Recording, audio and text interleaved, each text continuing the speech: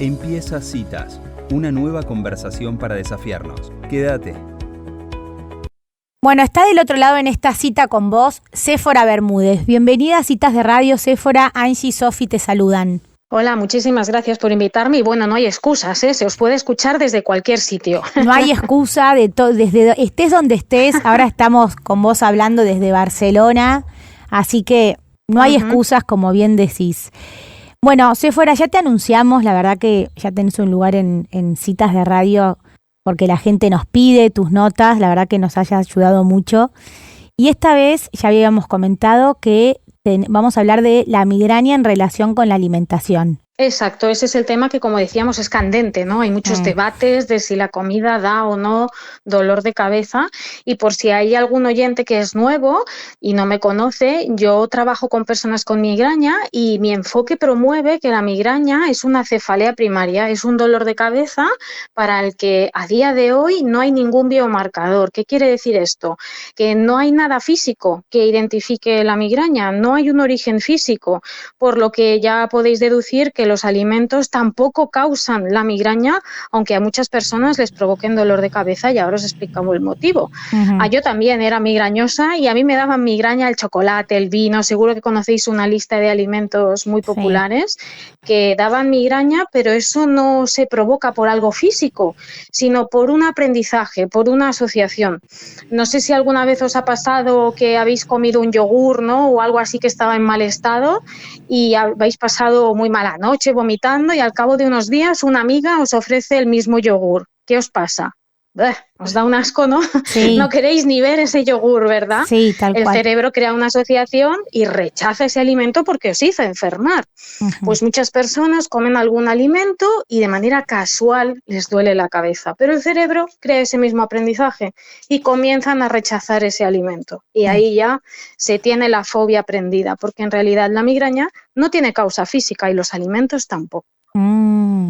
Entonces, ¿qué es lo que nos pasa con eso? Porque, bueno, un poco lo que nos explicás en todas las columnas, ¿no? Pero la persona que come chocolate y sabe que le cae mal, termina doliéndole la cabeza por comer chocolate. Sí, pero es que muchas veces se confunde el dolor de cabeza por ejemplo, una sensibilidad o una alergia con la migraña. No tiene nada que ver. Uno puede tener dolor de cabeza tras beber alcohol por tener resaca, como se dice aquí en España, no sé cómo se dice en vuestro país, si se dice igual. Pero migraña jamás. Eso es un aprendizaje, una fobia que hace el cerebro. Cuando a ti te duele la cabeza por una causa física, como un golpe, se encienden en el cerebro las zonas asociadas al dolor por lesión. Pero en el caso de la migraña no. Se ha visto en escáneres que se encienden zonas del cerebro asociadas a la memoria y el aprendizaje. Es decir, que el cerebro aprende a doler y lo aprende asociándolo a diferentes alimentos. Y luego se mezcla el tema de la histamina. ¿Habéis oído hablar de la histamina vosotras? A mí me suena la palabra, pero poco sabemos. Se nota que no tenéis migraña. Que tienen migraña han oído hablar todos los días de la histamina, porque los alimentos que se recomienda que no tomen las personas con migraña son alimentos ricos en histamina, como por ejemplo el alcohol, el vino, la cerveza, los alimentos fermentados o ahumados, los cítricos, los tomates, porque tienen mucha histamina, que es una sustancia química que tienen estos alimentos. ¿Y qué provoca esta sustancia? Pues es la que tiene, por ejemplo, en exceso una persona que tiene alergia. No sé si habéis oído de los antihistamínicos, ¿no? Cuando la gente se toma un jarabe que les da sueño. Pues lo que hace es intentar bloquear esta sustancia, que lo que hace es se la enciende el sistema inmunitario, nuestros soldados de defensa, y provocan inflamación, moquitos y todo esto. Y por eso hay esta asociación entre la migraña, la histamina y los alimentos, porque durante un tiempo se dijo que la migraña se debía a una inflamación. Pero no es cierto. A día de hoy, como os decía, no hay un marcador biológico y la histamina no tiene nada que ver con la migraña. Hola, Séfora, Sofía te saluda. Ahora, sabiendo esto, ¿no? Que finalmente no hay una causa biológica, pero sí una asociación que hace el cerebro, ¿cómo se puede desactivar o, bueno, cómo finalmente se puede lograr desarticular esta asociación para que la persona que pueda volver a comer ese chocolate tranquilo y no esté pensando que le va a dar la migraña para que efectivamente eso después no pase? Bueno, pues es una excelentísima pregunta y como es una conducta fóbica, un miedo que ha aprendido una asociación, pues tienes que enseñarle a tu cerebro a borrar esa asociación y eso se hace con exposición progresiva, es decir, acercarte al chocolate poco a poco, quizás tomar un bocado, masticarlo y no tragarlo, escupirlo, mientras le dices al cerebro que no pasa nada, que te encuentras a salvo, que no es un veneno y que está todo bien. Así poquito a poco, durante varios días, ir haciendo este proceso hasta que finalmente y sin miedo puedas tragar ese alimento. De hecho, en mi libro recojo un testimonio bastante divertido de un hombre que tenía pavor al cacao soluble, este que se disuelve en la leche, ¿no? Y a unas tabletas de chocolate. Y él, tras conocer mi enfoque, se dio cuenta que tenía todo el sentido del mundo. Y un día, que era sábado, que al día siguiente no trabajaba, se decidió bajar a la tienda y comprar una tableta entera de chocolate, sabiendo que la última vez que hizo eso acabó en el hospital. Entonces él tomó esa tableta, tomó los batidos, mientras él se repetía que no pasaba nada, etcétera, y no se encendió el dolor. Y su metabolismo era el mismo, lo que había cambiado era el miedo, la comprensión del proceso.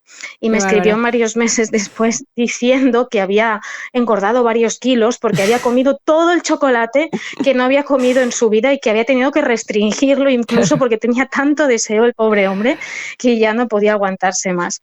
Y tengo otra anécdota buenísima de una seguidora mía, actual exmigrañosa, que le daban mucha migraña los cacahuetes, los manís. Sí. Y ella no podía comerlos porque era comer 3 o 4 y acababa 2 días con una migraña horrible. Pues bien, ella se curó, lo consiguió, convenció a su cerebro, le enseñó todo esto y una vez ya exmigrañosa, la familia le confesó que de vez en cuando le escondían manís en la comida. Comprobadísimo. Le hacían bizcocho, salsas y la familia estaba ahí expectante porque cuando ella no era consciente que los comía, no le dolía la cabeza. Qué bárbaro. O sea que en realidad no es la histamina ni el metabolismo, es la creencia de que ese alimento puede dañarte. Así que anécdotas como estas hay cientos. No es el alimento, es el miedo y la asociación creada. Séfora, y cuando una persona tiene varios alimentos o que le generan esto, ¿qué recomendación tiene que hacer alimento por alimento, la reprogramación? ¿Cómo lo haría? ¿O todo junto? ¿Cómo sería la recomendación? Exacto, de uno en uno. Yo tenía una lista enorme. Además, yo tenía unas manías extrañas. A mí, la nata montada no me daba migraña si estaba en caja, si las vendían en caja en el supermercado, pero sí en spray. Yo decía, ¿será el mecanismo del gas? No, era una tontería que había construido mi cerebro y que literalmente se puede desaprender con conciencia, con repetición y dejando que el cerebro vaya perdiendo el miedo poquito a poco, sin presión, ¿no? Hay personas que no, que deciden, esto se acaba y me como una tableta entera como aquel lector mío, pero hay otras que necesitan hacerlo poco a poco, con cada alimento y es normal porque no quieres despertar al monstruo, es algo horrible tener migraña 3 días por haber estado practicando. Sí, además por ahí por alimentos o cosas que uno puede decir, bueno, no como chocolate, ¿no? Frente a dolores así, como que es posible que te gane el miedo. Exacto. ¿Y sabéis qué pasa también muy curioso? Conozco a cientos de personas que les encanta el chocolate y comienzan a tener migraña. Y cuando asisten a los profesionales les dicen, no, el chocolate causa mucha migraña. Y ellos lo niegan, dicen, no, en mi caso no, porque me encanta el chocolate. Y es tanto el placer que les provoca que no es un desencadenante para ellos. Claro. Entonces las creencias juegan un papel importante porque no quieren renunciar a ese alimento. Una persona que tiene migraña le es muy fácil decir, pues mira, no tomo vino el resto de mi vida, no me importa. Pero hay gente muy chocolatera, Sí. Y no pueden renunciar a ese gusto. Séfora, ¿y estas asociaciones se hacen en algún momento particular de la vida o puede ser en cualquier momento? Tiene que ver, o sea, quizás de chiquito comías chocolate y no pasaba nada y se despierta ya en una edad más adulta. En cualquier momento, la mayoría de personas por eso construyen estos miedos en la infancia. Comienzan a tener dolores de cabeza y su mamá les dice, no comas tanto chocolate que te dolerá la cabeza. Y poquito a poco se va aprendiendo. En cambio hay personas, que no son lo más frecuente, pero yo he trabajado con muchas que así sucede, que empiezan a tener migrañas y a crear estas asociaciones en la edad adulta. Tú empiezas a buscar en internet y lo primero que te sale es un listado larguísimo de alimentos a evitar. Y luego tú los evitas, que es lo que quiero que reflexionen nuestros oyentes, quitas esos alimentos, pero sigues teniendo migraña. Entonces, esos alimentos no son la causa. Si funcionara, genial, dejas de comer vino, dejas de tomar salsa de soja o de comer chocolate y deberían marcharse. Ahora, si fuera, o sea que la causa es como mental, ¿no? Exacto. Bueno, más subconsciente, es un modo automático, ¿no? Te produce un rechazo casi fóbico, casi de miedo, porque el cerebro es predictivo, no es reactivo, hace predicciones de futuro. Entonces dice, si la última vez nos dolió la cabeza, por si acaso vamos a evitar que te vuelvas a comer este alimento como si fuera un veneno para que no nos siente mal. Pero en realidad el alimento no sienta mal. Es esa construcción mental que ha hecho al principio desde la conciencia, desde lo que tú piensas, y finalmente se hace automático y subconsciente. Y uno ya no piensa que esto te va a provocar el dolor, pero así se hace. Qué bárbaro, ¿eh? La verdad que cada vez que hablamos con vos o hacemos estas notas y vemos como el poder que tiene de control, el miedo, el no saber, la mente, ¿no? Es como cuánto nos evitaríamos si de a poco vamos aprendiendo más sobre esto y como que cambia totalmente la respuesta o la conducta, ¿no? A partir de conocer estas cosas, de por lo menos animarse a cambiar. Claro, a ir probando. No sé si os ha contado alguna vez este experimento científico que os puede ilustrar, tengáis o no migraña, que a mí me dejó impactadísima, no sé si os lo he comentado, sobre un grupo de personas que se dividieron en dos grupos. En un laboratorio dividieron a estas personas en dos grupos. Al primero les dieron un refresco que ponía en la lata refresco alto en azúcares. Al segundo grupo, en la lata les ponía refresco light, bajo en azúcares, y les medían el azúcar en sangre antes y después de tomar el refresco. Las personas que habían tomado el refresco bajo en azúcares, pues tenían menos azúcar en sangre, menos insulina, pues el cuerpo había reaccionado. Las personas que tenían el refresco alto en azúcares tenían mucha más insulina, más azúcar en sangre, y ahora viene lo increíble, tenían el mismo refresco. Wow. Solo la creencia de que uno tenía más azúcar modificó el metabolismo del cuerpo. O sea que hay que intentar cuando comemos algo no pensar me va a sentar mal, esto, porque literalmente tu cuerpo lo hace real. Tenemos un problema entonces ahora en Argentina porque hay una ley de etiquetado frontal y realmente las etiquetas son alto en grasa, alto en sodio, un exceso de azúcar. Negras. O sea, y se ve mucho en los niños. Las conozco. Que nos dicen, mamá, pero esto no, pero... Y hay que estar ahí ya educando, ¿no? Como para que no se genere esta asociación que es tan fuerte, ¿no? Porque ya es muy grande la etiqueta. Y digo que se ven los niños, pero también los adultos que he conversado que van al supermercado no saben qué comprar porque tienen miedo. No es que estoy diciendo que hay que comer la comida que no es buena, pero en el fondo cómo la comemos también tiene todos estos resultados que están probados, como vos decís. Exacto. El asociar comida y miedo no es algo nada beneficioso. Yo, por ejemplo, casi no bebo alcohol. A lo mejor brindé en Navidades y la semana pasada me tomé una copa de vino. A lo mejor tomo una copa de vino cada 2 meses. Pero el día que la tomo, la disfruto. No estoy pensando que es un tóxico, que mi cerebro... Lo importante es estar tranquilo, disfrutar. Obviamente llevar una dieta equilibrada. No recomiendo que esos niños coman bollos cada día, pero no asustarlos, porque a lo mejor te lo comes un día y te sienta mal, ¿no? Porque has estado así condicionada.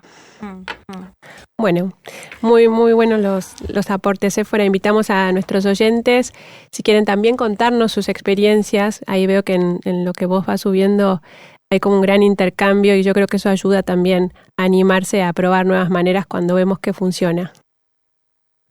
Exacto, hay que animarse y probarlo por sí mismos. Si han dejado todos esos alimentos y les sigue doliendo la cabeza, pues quizá podrían probar alguna otra alternativa. Sí, lo bueno, me parece que es lo que nosotros rescatamos mucho del mensaje que vos das, es que la gente no se quede, los que sufren migrañas no se queden atrapados en esa realidad, ¿no? Como saber que existe la posibilidad de salir. Me parece que eso es lo importante. Exacto, yo por eso os doy las gracias cada vez que salgo aquí con vosotros, porque el difundir este mensaje es importante y no es algo que diga yo sola. Está el neurólogo Arturo Goicoechea y en mi cuenta de Instagram esta semana compartía, no sé si 8 o 9 profesionales de la psicología, de la psiquiatría, de la medicina que difunden este mensaje. A veces a mí me llegan clientes que tienen migraña y les digo, ¿cómo me has conocido? Y me dicen, mi neurólogo antes de salir de la consulta me dio un papelito escrito y me dijo, ábrelo en el parking. Esa persona salió del hospital y en el papelito estaba escrito mi nombre. Es decir, también hay como reticencias, pero cada vez más se sabe que hay otras maneras y otras vías para tratar el dolor crónico cuando no hay lesión, que es el caso de la migraña. Buenísimo. Bueno, Séfora, te agradecemos estos minutos con Citas de Radio y bueno, te vemos por las redes siempre y hasta la próxima. Gracias a vosotras. Un abrazo desde España. Adiós. Bueno, muy bien, ahí pasaba hablando sobre la alimentación y la migraña, Séfora Bermúdez. Si te gustó esta conversación, seguinos.